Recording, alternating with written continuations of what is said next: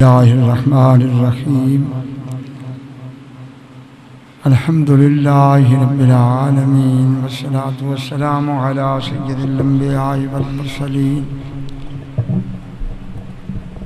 كريمنا ورؤوفنا ورحيمنا وشفيعنا محبوبنا ومحبوب رب العالمين وعلى آله الطيبين الطاهرين وأصحابه الهادين المهديين أما بعد فأعوذ بالله من الشيطان الرجيم بسم الله الرحمن الرحيم تبارك الذي بيده الملك وهو على كل شيء قدير الذي خلق الموت والحياة ليبلوكم أيكم أحسن عملا صدق الله العظيم وصدق رسوله النبي الكريم إن الله وملائكته يصلون على النبي يا أيها الذين آمنوا صلوا عليه وسلموا تسليما الصلاة والسلام عليك يا سيدي يا رسول الله الصلاة والسلام عليك يا سيدي يا حبيب الله وعلى آلك وأصحابك يا سیدی یا رحمت للعالمین۔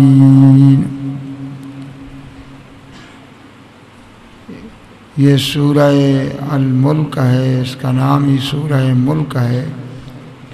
29ویں پارے کی یہ سب سے پہلی سورہ مبارکہ ہے۔ حدیث پاک میں سیدنا عبداللہ ابن عباس سے روایت ہے کہ ہم نے ایک جگہ خیمہ لگایا تو اس خیمے کے نیچے سورہ ملک کی تلاوت شروع ہوئی، یہاں تک کہ پوری سورہ مبارکہ کی تلاوت ہم نے سنی،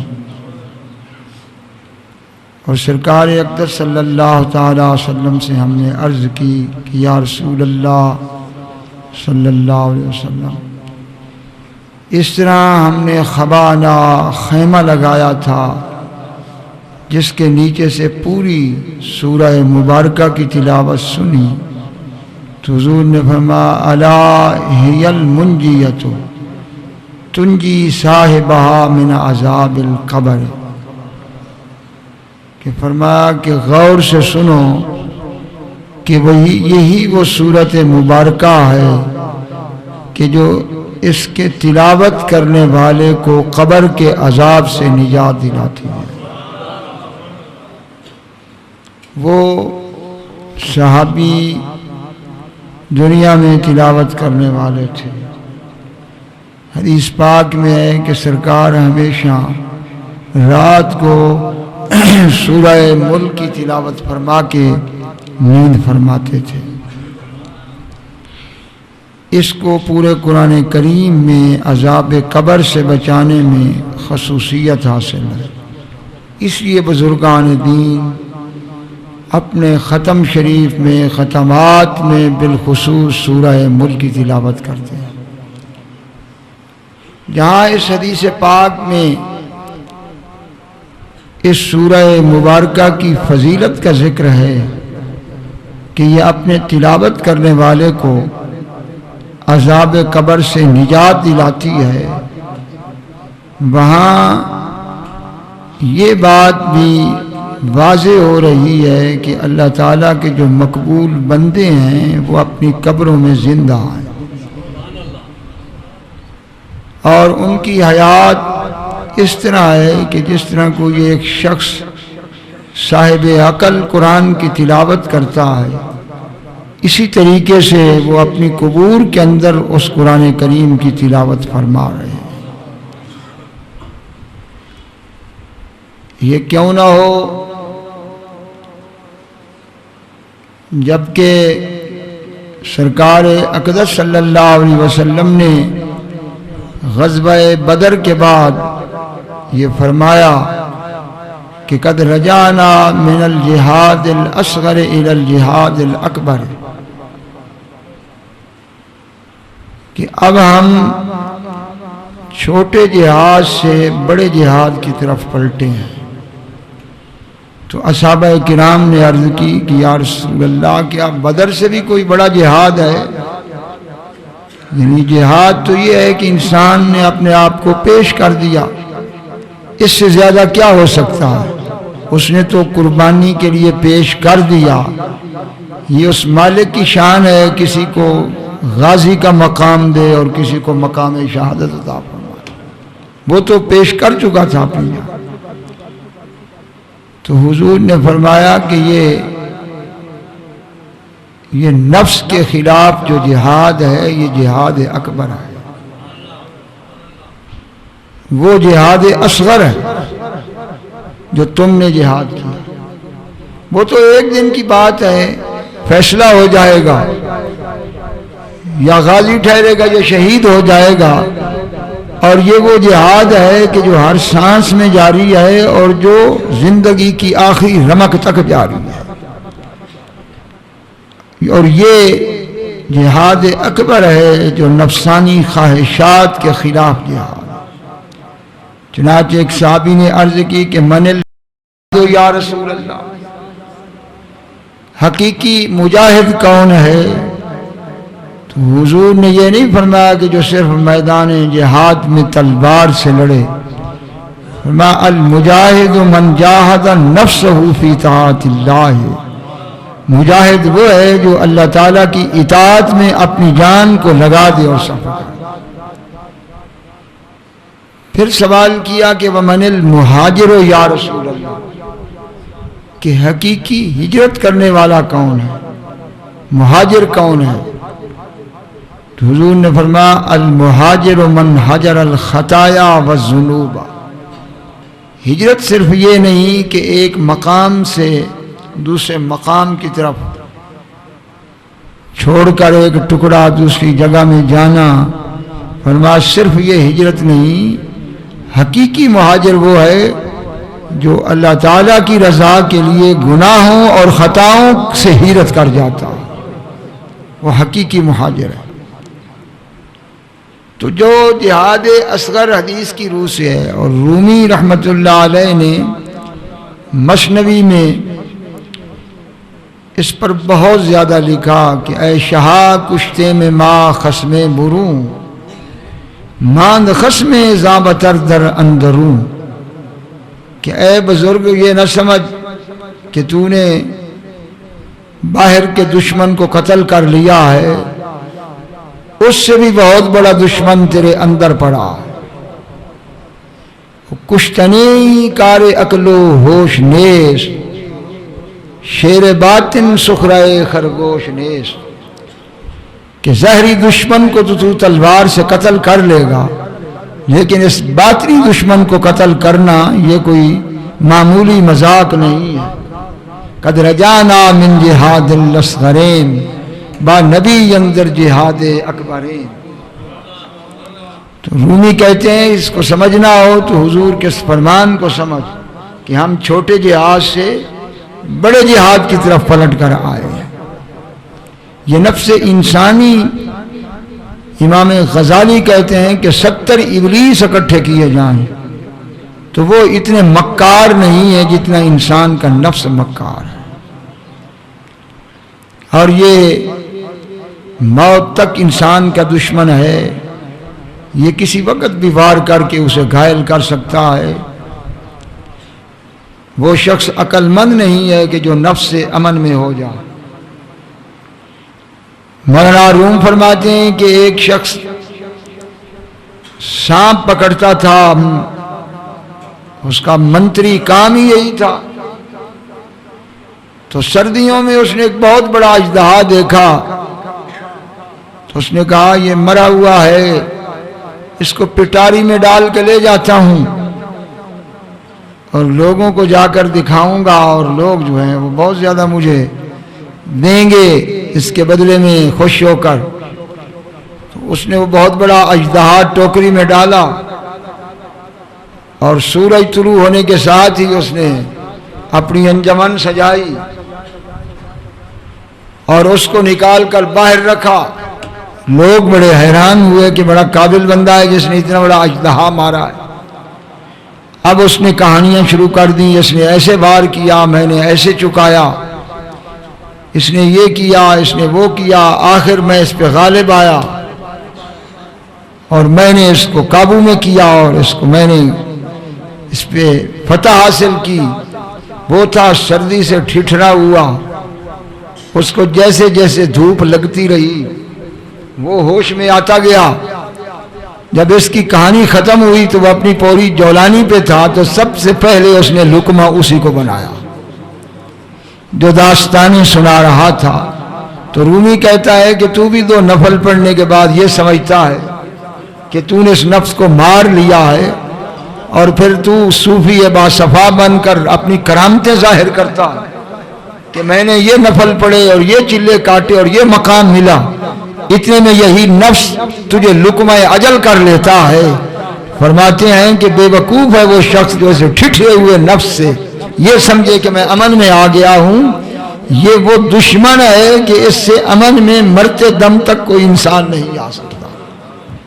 حضرت داؤد علیہ السلام جا رہے تھے تو امام لکھتے ہیں غزالی رحمت اللہ علیہ، سامنے سے ابلیس آ گیا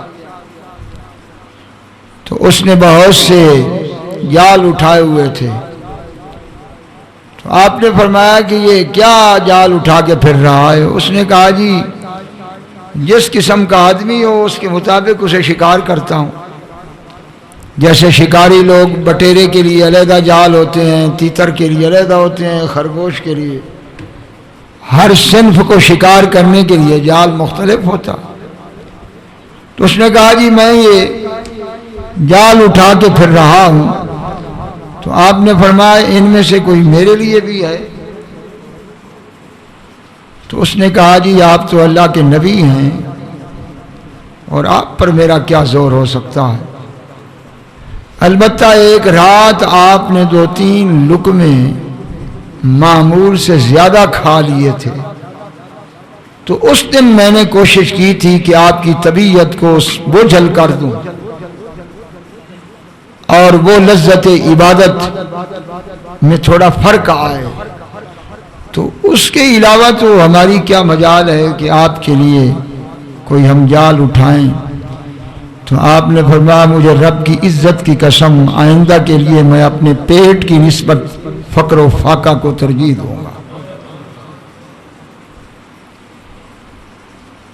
پھر آپ نے اسے فرمایا کہ کوئی ایمانداری سے مجھے صحیح بات بتا، کوئی وصیت نصیحت ایسی کر کے جس میں تو دھوکہ نہ کرے، دیانتداری کے ساتھ نصیحت کر۔ اس نے کہا آپ اللہ کے نبی ہیں، آپ کے سامنے میں دھوکہ نہیں کرتا، فقط یہ نصیحت کرتا ہوں کہ پوری زندگی خود کو کسی سے برتر نہ سمجھنا، کم تر سمجھنا۔ اس نے کہا میں اسی وجہ سے لعنتی ہوا، میں نے یہ سمجھا تھا کہ اتنے سال میں نے عبادت کی ہے تو مقام اسی کا بلند ہے جس کی عبادت زیادہ ہے، تو لاکھوں سال عبادت کی تھی، میں نے کہا یہ کل مٹی سے پیدا ہونے والا یہ میرے ہم مثل ہو سکتا ہے جس نے ابھی سجدہ ہی نہیں کیا، اور میں نے زمین آسمان کو سجدوں سے بھر دیا تھا۔ بس اتنی لاکھوں سال کی بندگی میں سمجھ نہیں سکا کہ مقام بندگی میں نہیں ہے، مقام اسی کا ہے جس کو وہ عطا فرمائے۔ اگر مجھ میں یہ بات ہوتی کہ میں خود کو ہر ایک سے کم تر سمجھتا تو آج لعنتی نہ ہوتا۔ میری گردن میں لعنت کا طوق یہ پڑا، اور یہ بڑی مشکل بات ہے۔ یُسِرُّونَ عَلَىٰ أَنفُسِهِمْ وَلَوْ كَانَ بِهِمْ خَصَاصَةٌ۔ اللہ تعالیٰ نے حضرات انصار کی تعریف کی کہ یہ اپنی ذات پر دوسروں کو ترجیح دیتے ہیں اگرچہ گھر میں غربت ہی کیوں نہ ہو۔ وَمَن يُوقَ شُحَّ نَفْسِهِ فَأُولَئِكَ هُمُ الْمُفْلِحُونَ۔ فرمایا جو نفس کے شر اور بخل سے بچا لیا گیا وہ یہاں بھی کامیاب وہاں بھی کامیاب۔ تو سب سے مشکل معاملہ نفسانی خواہشات کے خلاف اللہ اور اس کے رسول کی اطاعت کی راہ کو اختیار کرنا، اسے جہاد اکبر کہا۔ اور یہ بڑی مشکل بات ہے، گھر میں ہر ایک کوشش کرتا ہے میری سپرمیسی ہو، محلے میں ہر ایک کہتا ہے میری شہرت زیادہ ہو، کوئی تنظیم بنتی ہے تو اس میں ہر ایک کہتا ہے میں چیئرمین بنوں، تو للہیت کہاں سے آئے گی جب نفس پرستی ہر جگہ موجود ہے؟ اور یہ تبھی اصلاح ہو سکتی ہے جب انسان سرکار کے اس فرمان کو سامنے رکھے کہ لا یؤمن احدکم حتی یحب لاخیہ ما یحب لنفسہ، کہ کوئی مومن نہیں ہو سکتا جب تک دوسرے مسلمان کے لیے وہی پسند نہ کرے جو اپنی ذات کے لیے پسند کرتا۔ اس فرمان کو اگر سامنے رکھیں تو پھر ہم نفس کی پرستش سے نکل سکتے ہیں کہ نہیں نکل سکتے، ورنہ تو ہم اس کنویں میں غرق ہیں۔ عجیب نفسا نفسی کا عالم ہے، اور رب العالمین کے ہاں اس بندے کی بڑی قدر ہے کہ جو اس کی مخلوق کی خیر خواہی چاہتا ہے۔ خیر الناس من ینفع الناس، لوگوں میں سب سے بہتر وہ ہے جو لوگوں کے ساتھ خیر میں سب سے اچھا۔ یہ صفت خداوندی ہے کہ عاجز مخلوق ہے، نہ اس کی شان بڑھا سکتی ہے نہ گھٹا سکتی ہے، مگر دن رات دونوں ہاتھوں سے سخاوت فرما رہا ہے، بن مانگے بھی دے رہا ہے، مانگنے والوں کو بھی دے رہا ہے۔ یہ اس کا خلق ہے۔ اور صرف عبادت تو فرشتے تھوڑے تھے، وَمَا سُمِّيَ الْإِنسَانُ إِلَّا لِأُنْسِهِ وَمَا الْقَلْبُ إِلَّا أَنَّهُ يَتَقَلَّبُ، انسان کو انسان انس کی وجہ سے کہا گیا۔ اگر یہ چیز آ جائے، نفس کی اصلاح ہو جائے، تو نور خداوندی اس وجود میں اترتا ہے۔ اسے کہتے ہیں نفس قدسیہ۔ جب تک نفس قدسیہ نہیں ہوتا انوار الہی کے قابل وہ نہیں ہو سکتا۔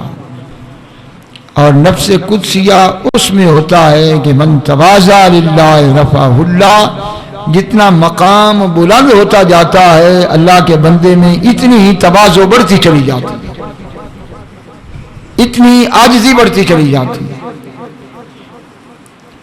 اور یہ بہت بڑا خطرہ ہے نفس انسانی کا۔ اگر ایک شخص عبادت کر کے یہ سمجھتا ہے کہ میں نے بہت عبادت کر لی ہے، تو وہ سمجھ لے کہ وہ نفس تو الٹا موٹا ہو گیا۔ اور امام غزالی نے اس پر بہت خوبصورت گفتگو کی۔ انہوں نے کہا جو ساری رات نفل پڑھتا ہے وہ بھی نفس پرست ہے۔ فرمایا وہ نفس پرست نہیں ہے کہ جو ساری رات کسی اللہ کے بندے کی خدمت میں گزارتا ہے، اس لیے کہ یہاں وہ اپنے نفس کے لیے کر رہا ہے، وہاں وہ اللہ کے بندے کے لیے کر رہا ہے۔ نعرہ تکبیر، نعرہ رسالت، نعرہ حیدری۔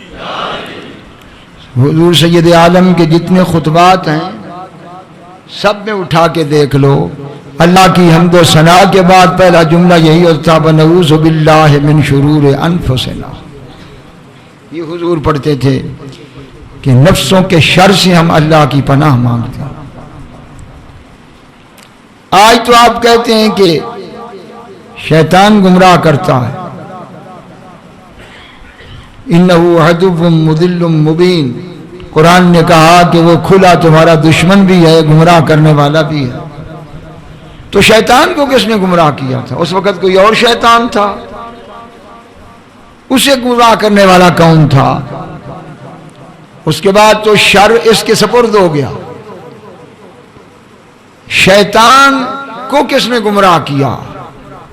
تو شیطان کو گمراہ اس کے نفس نے کیا تھا، اور وہی نفس انسان میں بھی ہے، چونکہ جزو دوزخ ہستی نفس ما تب کل دارت ہمیشہ جزوہا۔ رومی کہتے ہیں یہ نفس جہنم کی آگ سے بنا ہے اور شیطان بھی آگ سے بنا ہے، اس لیے دونوں کی جنس ایک ہے، اور یہ ہم جنس ہیں، اور اس میں بھی تکبر کی وجہ سے لعنتی ہوا، اور اس نفس کے اندر بھی یہی ہے کہ یہ خود کو سب سے بالا تر سمجھتا ہے، اور اس کی اصلاح یہی ہے کہ حال میرا لقمہ کر دو در کشید میدا شنارا زنا حل من مزید۔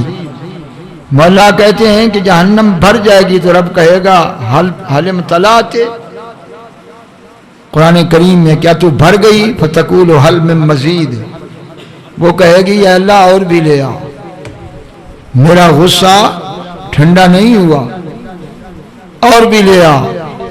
تو سرکار انبیاء صلی اللہ علیہ وسلم فرماتے ہیں کہ اللہ تعالیٰ اپنا قدم اس میں رکھے گا، اور کت کت کے الفاظ کہتے ہوئے جہنم کو چین آئے گا، ورنہ وہ حل میں مزید کا نعرہ لگاتی رہے گی۔ تو رومی کہتے ہیں کہ بس قدم حق را بود دروے کشید، غیر حق خود کہہ کمانے او کشید۔ فرماتے ہیں بے وقوف نہ بننا کہ تو یہ سمجھے کہ اپنی ہمت سے اس کو زیر کر لے گا، جس طرح جہنم کی آگ ہر وقت حل میں مزید کا نعرہ لگاتی ہے، یہ نفس مرتے دم تک لالچ اور حرص میں حل میں مزید کا نعرہ لگاتا رہے گا۔ تو تو رب سے کہے کہ وہی قدم تیرے نفس پر رکھے جو قدم اس نے جہنم میں رکھا۔ نعرہ تکبیر، نعرہ تکبیر، نعرہ رسالت، نعرہ رسالت، نعرہ تحقیق، نعرہ تحقیق، نعرہ حیدری، نعرہ حیدری، مفتی پاکستان۔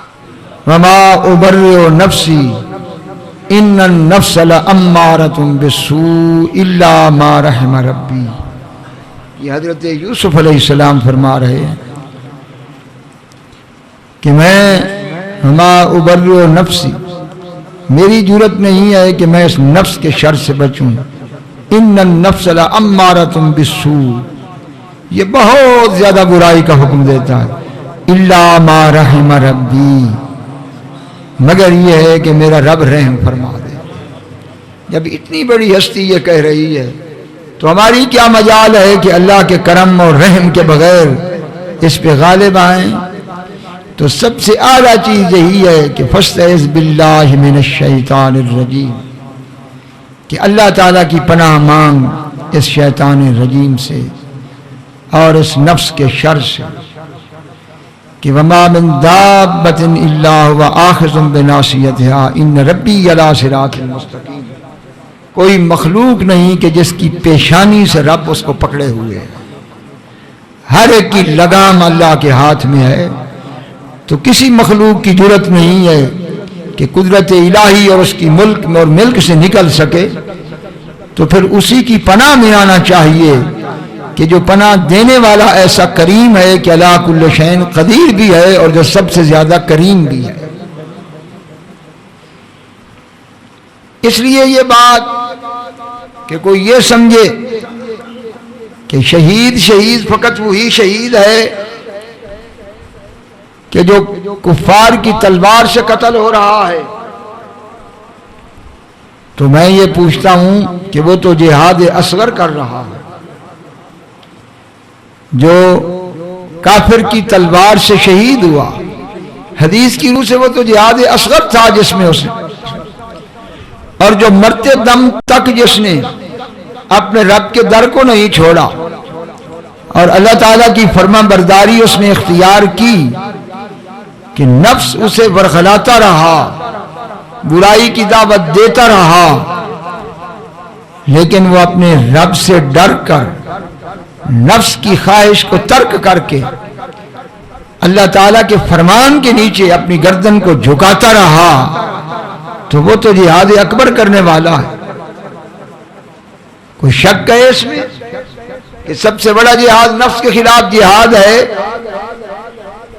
تو پھر جو جہاد اصغر کرنے والے ہیں ان کے متعلق قرآن کا یہ حکم ہے کہ لا تقولوا لمن يقتل في سبيل الله اموات، کہ انہیں مردہ نہ کہنا جو اللہ کے راستے میں قتل ہوئے ہیں، بل احیاء، بہت حیات ہے ان کی، زندہ ہیں، ولکن لا تشعرون، جس طرح حیوان تمہاری زندگی کو نہیں سمجھ سکتا اس طرح ان کی حیات تمہارے شعور سے بہت برا۔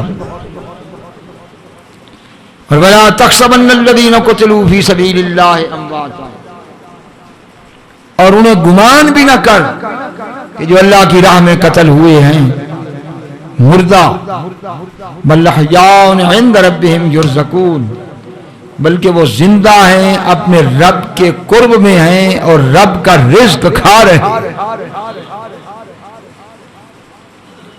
یہ آیت کریمہ غزوہ احد کے بعد اتری تھی، یہ بھی عرض کر دوں، اور یہ حدیث پاک میں ہے کہ 70 صحابہ جو شہید ہوئے تو اللہ تعالیٰ نے انہیں عرش کے نیچے سبز پرندوں کے وجود میں ان کی روحوں کو رکھا، اور وہ جنت کا رزق کھاتے ہیں، جنت کی نہروں سے پانی پیتے، اور جب انہوں نے وہاں کی زندگی دیکھی تو آپس میں کہنے لگے کہ یہ تو ہمارے وہم و گمان میں بھی نہیں تھا کہ ایسی نعمتیں بھی ہیں۔ تو من یخبر عنا امن خلفنا، کاش ہماری اس عیدوں پر عیدیں بھی اتنی نہیں ہیں جو خوشی ہے۔ فرحین بما آتاہم اللہ من فضلہ، اللہ تعالیٰ فرماتا ہے جو اللہ نے انہیں اپنے فضل سے عطا کی اس پر بہت خوش ہے۔ اس خوشی کا تصور دنیا میں کوئی نہیں کر سکتا۔ یہ تو لمحاتی قسم کی خوشیاں ہیں نا، صرف وہ عید کے موقع پہ کچھ مالا اعلیٰ سے خوشی اترتی ہے اور نزول ملائکہ ہوتا ہے، ان کے وجود سے ایک روحانی خوشی ہوتی ہے جو ہماری عیدیں ہیں۔ باقی کوئی انسان تصور ہی نہیں کر سکتا کہ وہاں کیا خوشیاں ہیں، کیا عیدیں ہیں، کیا انوار ہیں اور کیا دل کا سامان ہے۔ تو یستبشرون بالذین لم یلحقوا بہم من خلفہم، تو انہوں نے کہا کہ کوئی ہوتا جو ہم سے پیچھے رہ گئے ہیں، جنہوں نے ابھی جام شہادت نوش نہیں کیا، کاش ان کو کوئی خبر دیتا کہ جینے میں وہ مزہ نہیں جو مر کر یہاں آنے میں مزہ ہے۔ کہیں ایسا نہ ہو کہ وہ جام شہادت نوش کرنے کی بجائے اس دنیا کی زندگی پہ خوش رہیں۔ تو من یخبر عنا، کون ہے جو ہمارے اس حال کی انہیں خبر دیتا؟ تو سرکار انبیاء صلی اللہ علیہ وسلم فرماتے ہیں کہ اللہ تعالیٰ نے انہیں فرمایا کہ تمہارے حال کی خبر جو پیچھے رہ گئے ان کو میں دیتا ہوں۔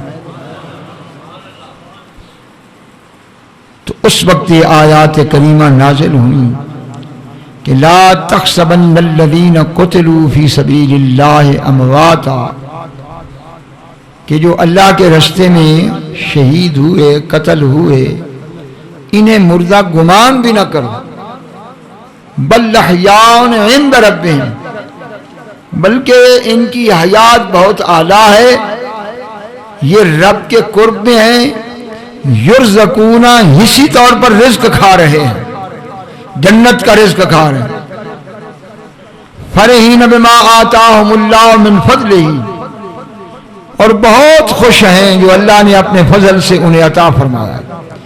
وَيَسْتَبْشِرُونَ بِالَّذِينَ لَمْ يَلْحَقُوا بِهِمْ مِنْ خَلْفِهِمْ، اور وہ خواہش کر رہے ہیں کہ ہمارے اس حال کے متعلق کوئی خوشخبری دے ان لوگوں کو جو ہم سے پیچھے رہ گئے ہیں، کہ اللہ خوف علیہم ولا ہم یحزنون، کہ اس زندگی کو کیا کرنا ہے جو دنیا کے قید خانے میں تم ہو، یہاں آؤ، یہاں کی زندگی وہ ہے، نہ پریشانی ہے نہ غم ہے، خوشی خوشی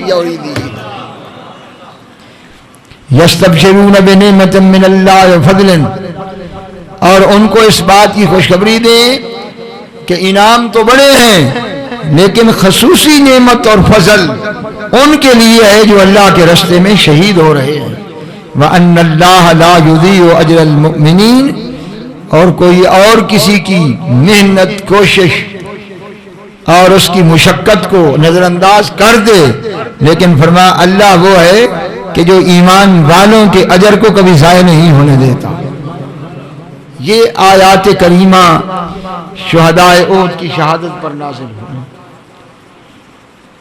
اب یہ جہاد اصغر والوں کے لیے حکم ہے کہ نہ تو انہیں مردہ کہو اور نہ انہیں مردہ گمان کرو، تو خود ہی فیصلہ کرو کہ جو جہاد اصغر کر کے دنیا سے رخصت ہوں انہیں مردہ کہنا اور گمان کرنا قرآن کے خلاف ہے، تو جو مرتے دم تک جہاد اکبر کرتے رہے نفس کے خلاف ان کو مردہ کہنا کیسے جائز ہے؟ یہ تھوڑا جہاد ہے؟ سیدنا فاروق اعظم رضی اللہ تعالیٰ عنہ کے زمانے میں ایک نوجوان مسجد نبوی میں آتا تھا، رستے سے کسی خاتون نے بری نگاہ سے اسے دیکھا اور وہ گرفتار ہو گئی۔ وہ واپس ہوا تو اس نے کسی بہانے سے اسے اندر بلا کر اپنے غلط ارادے کا اظہار کیا، تو اس نے ایک چیخ لگائی کہ یہ میں کس بات میں مبتلا ہو گیا ہوں، کس گناہ میں پکڑا گیا ہوں۔ تو چیخ لگا کر بے ہوش ہو گیا، اس نے اٹھا کر اسے دروازے سے باہر پھینک دیا کہ یہ مردہ کہیں میرے سر نہ چڑھ جائے۔ کافی دیر کے بعد وہ گھر گیا تو اس کے والد نے کہا کہ تو نے آج اتنی دیر کیوں لگائی؟ تو اس نے بڑی پس و پیش کی، لیکن والد نے کہا کہ تم مجھے کو بات چھپا رہے ہو تو پوری بات بتاؤ۔ تو اس نے پھر جب واقعہ ذکر کیا اور اس مقام پہ آیا جہاں اس کو چیخ اس نے ماری تھی، جب اس مقام کا اس نے ذکر کیا تو پھر ایسی چیخ لگائی کہ وہیں ڈھیر ہو گیا۔ وَأَمَّا مَنْ خَافَ مَقَامَ رَبِّهِ، اور وہ شخص کہ جو اپنے رب کے سامنے کھڑے ہونے سے ڈر گیا یا جو عظمت الہی سے ڈر گیا، وَنَهَى النَّفْسَ عَنِ الْهَوَىٰ، اور اپنے نفس کو اس نے بری خواہش سے روک دیا، فَإِنَّ الْجَنَّةَ هِيَ الْمَأْوَىٰ، پس یقیناً اس کا ٹھکانہ جنت ہے۔ سرکار فرماتے ہیں کہ 7 بندے ہیں جن کو اللہ تعالیٰ عرش الہی کا سایہ عطا کرے گا، جس دن کوئی سایہ نہیں ہوگا سوا عرش الہی کے سایہ۔ 7 یظلھم اللہ فی ظلہ یوم لا ظل الا ظل عرش، سوا عرش الہی کی اور کوئی سایہ نہیں ہوگا۔ تو ان 7 میں جو 5واں حضور نے ذکر کیا تو ذکر کیا کہ رجل ذات امرۃ ذات منصب وجمال فقال انی اخاف اللہ، کہ 5واں وہ شخص ہے کہ جسے ایک صاحب وجاہت اور صاحب نسب و مرتبہ عالی عورت نے برائی کی طرف بلایا تو اس نے کہا کہ میرا رب دیکھ رہا ہے، میں اسے ڈرتا ہوں۔ تو سرکار فرماتے ہیں اس کا ثمرہ یہ ہے کہ اللہ تعالیٰ کل قیامت کے دن اسے دھوپ میں نہیں کھڑا کرے گا، اسے عرش الہی کا سایہ تھا کہ اس نے اللہ تعالیٰ کے لیے اپنی اس خواہش کو جھٹک کر رکھ لیا۔ امام غزالی سلیمان درانی کا ذکر کرتے ہیں جو بہت بڑے ولی کامل تھے کہ وہ اور ان کے ساتھی حج پر جا رہے تھے،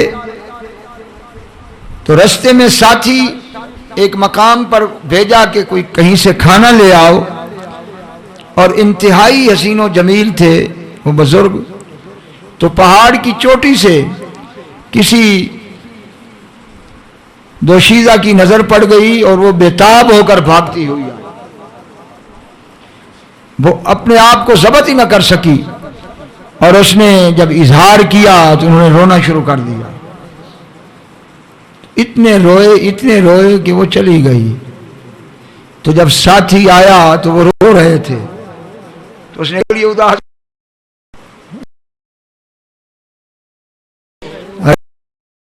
یہ ہے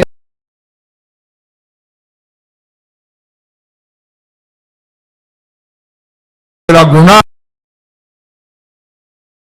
ہو گیا. میں اپنے کسی بدعملیت کی وجہ سے اس میں مبتلا ہوں. ساتھی بھی رونے لگ گیا. تو انہوں نے کہا کہ تم کیوں روتے ہو؟ اس نے کہا میں اپنی حالت پہ رو رہا ہوں کہ تیری جگہ میں ہوتا تو میں بچ نہ سکتا. میں رو رہا ہوں کہ تو کہاں ہے اور میرے دل کی کیا کیفیت. خیر وہ دونوں سفر کرتے ہوئے کعبۃ اللہ الحرام میں پہنچے اور طواف کرتے ہوئے رکن یمانی کے قریب ایک چمکتی ہوئی سورج سامنے آئی.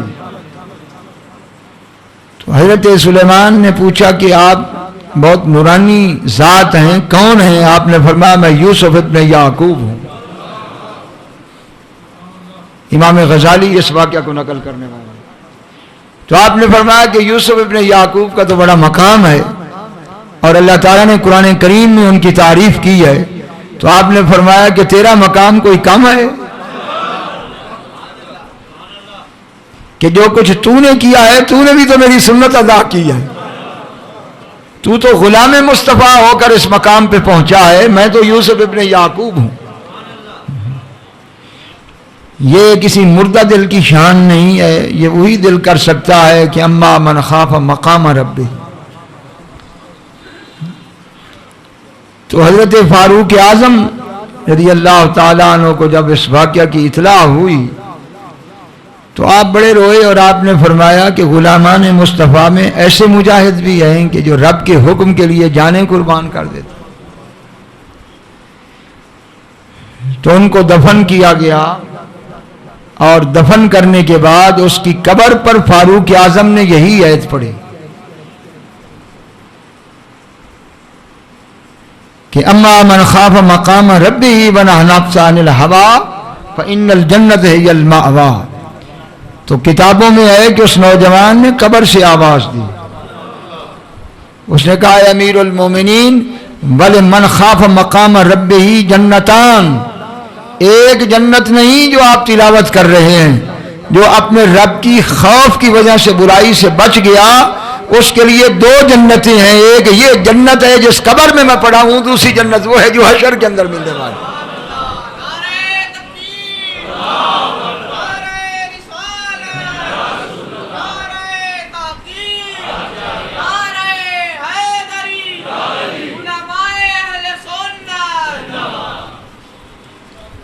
کیا یہ جہاد تھوڑا ہے؟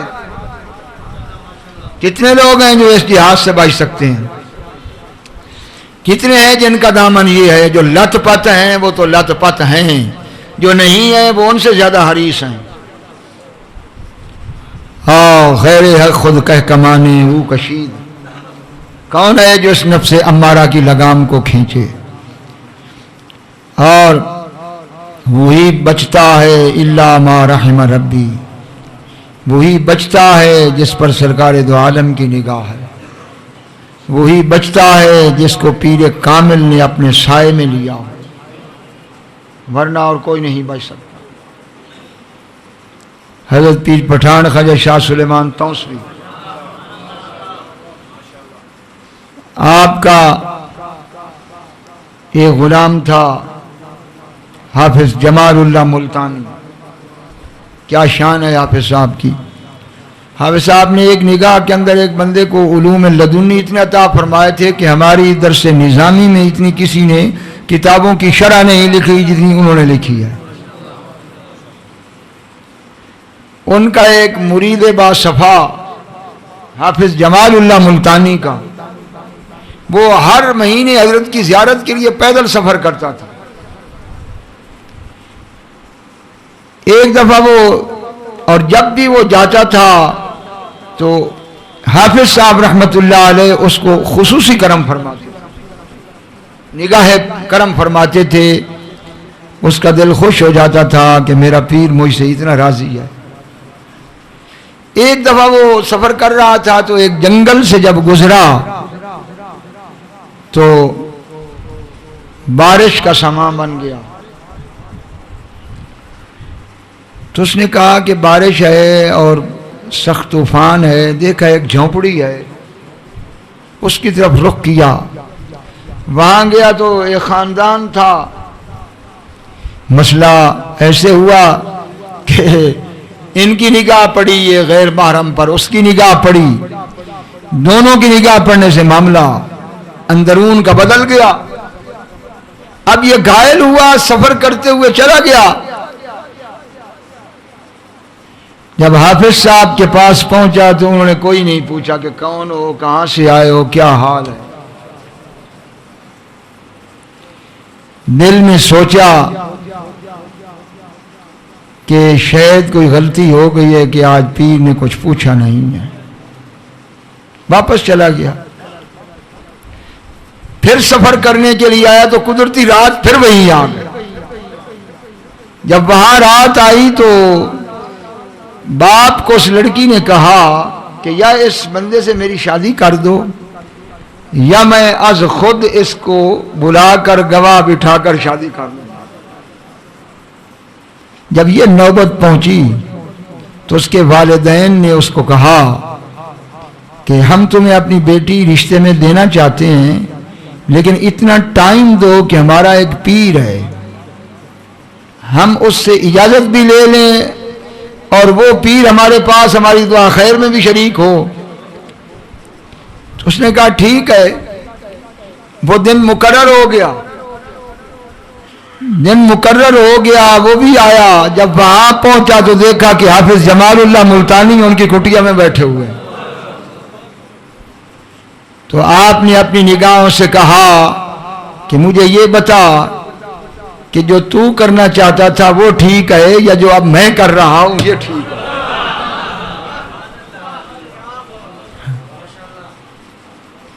یہ پیر کامل کی شان ہے۔ میں دلائل دے سکتا ہوں، انشاءاللہ قرآن و حدیث سے دلائل دے سکتا ہوں۔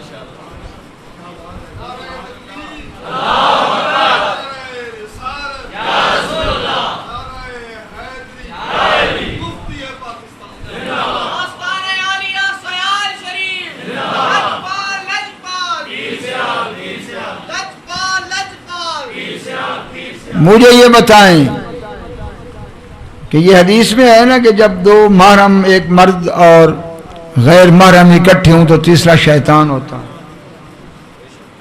اور وہ ان کو برائی پر ابھارتا ہے، ٹھیک ہے نا؟ اس کے متعلق یہ ہے کہ مشرق میں ہو تو مغرب میں کوئی ایسا معاملہ ہو تو پہنچ جاتا ہے۔ انہو یراکم ہو بقبیلہ من حیث لا ترونہ، قرآن نے کہا کہ شیطان اور شیطان کا لشکر تمہیں وہاں سے دیکھتا ہے جہاں سے تم نہیں دیکھ سکتے۔ اس آیت کی تفسیر میں علماء نے لکھا کہ بندہ مشرق میں ہو، شیطان مغرب میں ہو، تو اس کے لیے نہ پہاڑ حائل ہیں، نہ دیواریں حائل ہیں، نہ جنگل حائل ہے، یہ آنکھ جھپکنے میں پہنچ جاتا ہے اور دل پر تصرف بھی کرتا ہے کہ یجری کا مجری دم فی جسد احدکم، جس طرح خون وجود کے اندر دوڑ رہا ہے اس طرح اندر دوڑتا ہے اور بندے کی عقل کو مغلوب کر کے ان کو برائی پر ورغلاتا ہے۔ یہی ورغلاتا ہے کیونکہ شر کا ملکہ اسی کی طرف ہے، اور قرآن نے کہا کہ انہیں شیطان نے گمراہ کیا۔ اگر لعنت کا توق ڈالنے والا جو لعنتی ہے اور قیامت تک صرف رب سے مہلت مانگ کر آیا ہے، وہ جہاں چاہے جس کو چاہے گمراہ کر سکتا ہے، تو جو رحمت کا تاج پہن کر آئے وہ نہیں پہنچ سکتے۔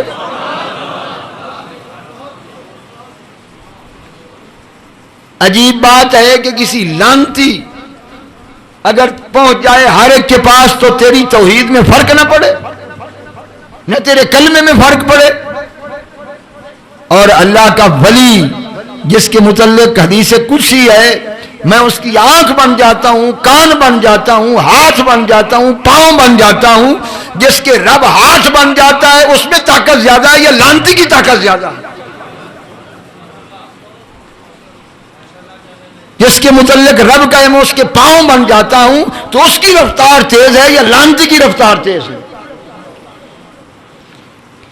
مشہور ہے کہ نہیں، شاہ نقش بند کے غلام کو کسی نے گنبد سے پھینکا تھا تو اس نے گرتے ہوئے کہا تھا کہ اے شاہ نقش بند میں بے قصور ہوں، تو زمین پہ آنے سے پہلے انہوں نے ہاتھوں پہ لے لیا۔ تو اس نے کہا غریب نواز اتنی تیزی سے آپ آئے؟ فرمایا تو از منارہ می آمدی و من از بخارا می آمدی، کہ تو مینار سے آیا ہے تو میں بخارا سے آیا ہوں۔ اس لانتی میں طاقت ہے کہ وہ آ سکتا ہے، اور جس کے پاؤں کو رب کہے میں بن جاتا ہوں اس کی طاقت نہیں ہے۔ اور وہ نجف سے چلے دیوبند والوں کو سلامی دے، اور اس کے بعد جس بھی لمبی داڑھی والے کو کہے حضرت میں آپ کی دوستی کے لیے حاضر ہوں، وہ پوری روئے زمین پہ جسے چاہے سلام کرتا پھرے اور جدھر چاہے جاتا رہے۔ لانتی کی طاقت مان کر تیری توحید میں فرق نہیں پڑتا، اور جو مجسم رب کے نور میں ڈھل گئے ہیں اس ولی کی طاقتیں مانتے ہوئے تیری توحید میں نعرہ تکبیر، نعرہ رسالت، نعرہ تحقیق، نعرہ حیدری، مفتی پاکستان۔ ملا علی قاری لکھتے ہیں کہ جس شخص کو کوئی ایسی تکلیف ہو جو رفع نہ ہوتی ہو تو وہ 2 نفل پڑھ کے بغداد شریف کی طرف 11 قدم چلے، اور بغداد شریف کی طرف 11 قدم چل کر پیران پیر کو کہے کہ آپ کے ہوتے ہوئے میری یہ حالت ہے۔ تو علی قاری کہتے ہیں کہ جربت تو مرارا، میں نے اپنی زندگی میں کئی مرتبہ اس بات کا تجربہ کیا۔ مجھے یاد ہے اچھی طرح، میں یہاں چکلالے میں تھا اور میں یہ آپ کو صحیح واقعہ اپنا ذکر کر رہا ہوں کہ میری گھر والی کو سر کا درد شروع ہوا، CMH سے لے کر MH تک یہ سارے ہسپیٹل سے میں نے علاج کرایا، یہ آدھے سر کا درد نہیں جاتا تھا۔ میں تنگ آ گیا، میں نے کرائے پہ ایک مکان لیا ہوا تھا، اس پہ میں نے 2 نفل پڑھے اور 11 قدم میں بغداد شریف کی طرف چلا، اور 11ویں قدم پہ سیڑھیاں آ گئی، مکان بھی اتنا چھوٹا تھا۔ تو وہیں سے میں نے پیران پیر کی درگاہ میں التجا کی، وہ دن اور آج کا دن وہ تکلیف پھر نہیں ہوئی۔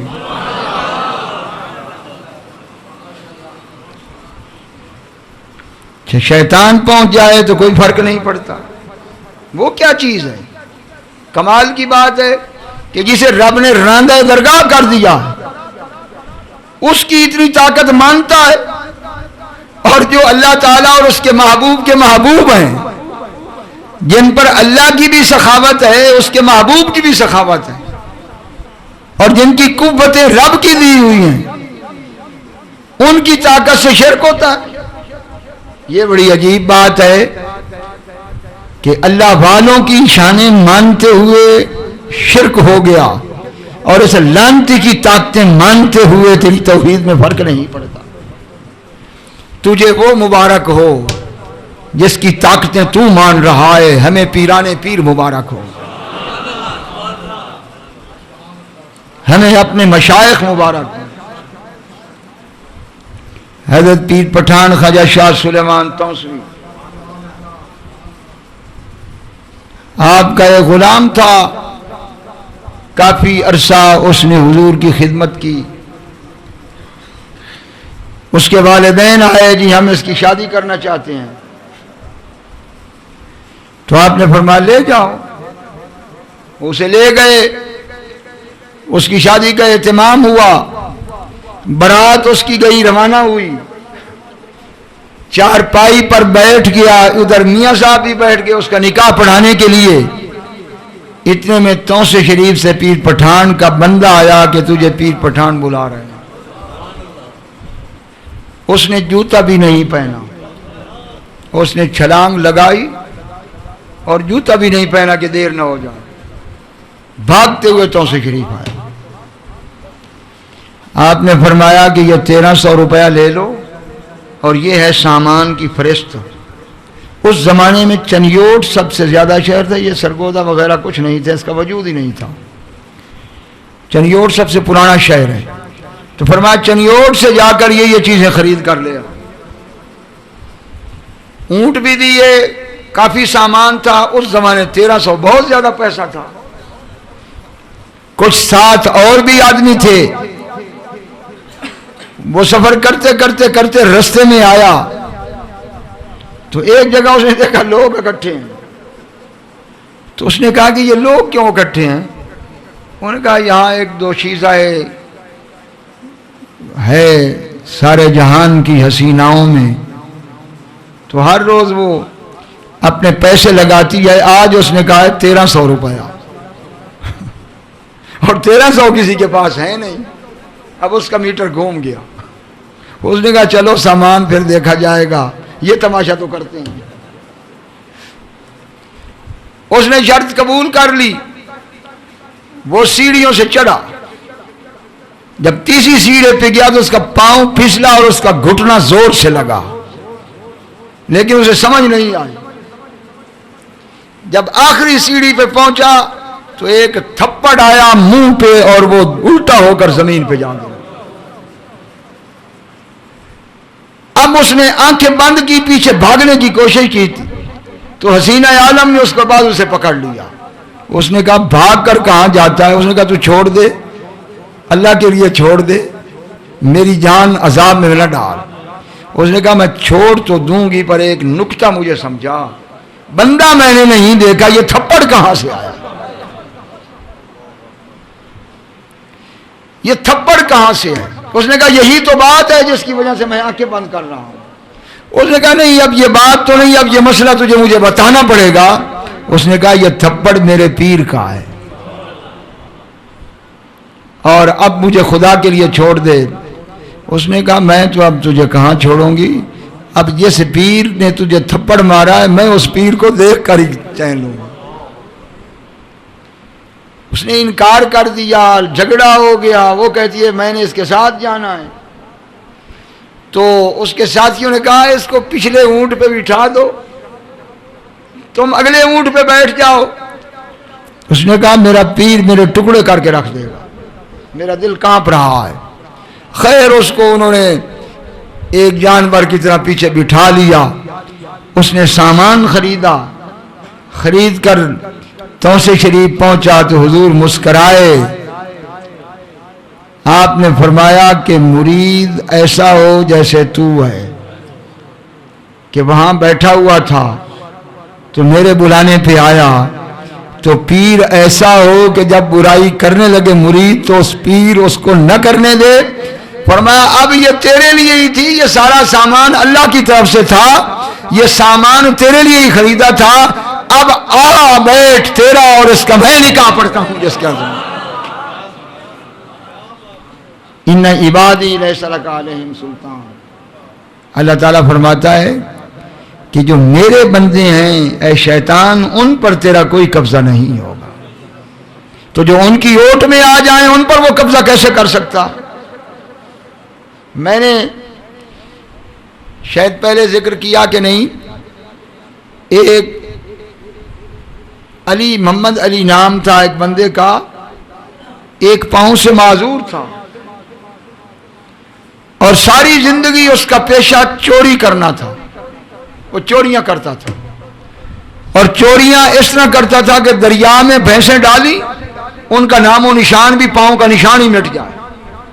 ایک عرصہ دراز تک وہ یہ کام کرتا رہا، آخر وہ اس کے دل میں اللہ کا خوف آ گیا کہ قریب المرگ ہوں تو کیا رب کو منہ دکھاؤں گا۔